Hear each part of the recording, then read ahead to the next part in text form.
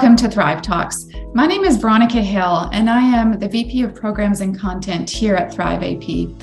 Last time we talked about residency and fellowship programs versus transition to practice programs and onboarding programs. Today, we're going to delve a little bit deeper into onboarding programs and why they're so important for your organization to set up.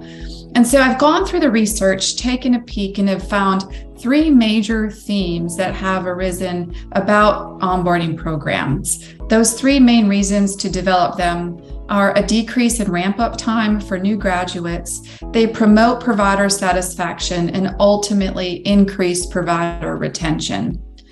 As I looked through this, I found that multiple studies show that the first year after graduation is the most tumultuous. It is. That first year we know causes increased stress, role confusion, longer adjustment periods. I remember being a new graduate and having anxiety, isolation. I was really kind of feeling like I was thrown to the wolves, and I didn't have anything like this. There weren't onboarding programs back then. But now we know, research has shown that they're so important, and that with the environment that our new APPs are facing, they're even more important. Think about the clinical situations that our new grads have had over the last few years.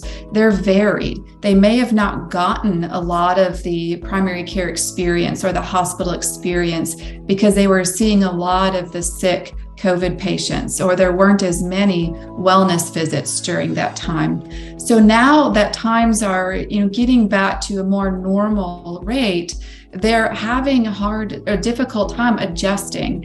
And so providing an onboarding program that really acclimates them to the organization and carries them through that 12 months, it will increase their ramp-up time, so they're seeing more patients quicker, and it promotes satisfaction and overall retention.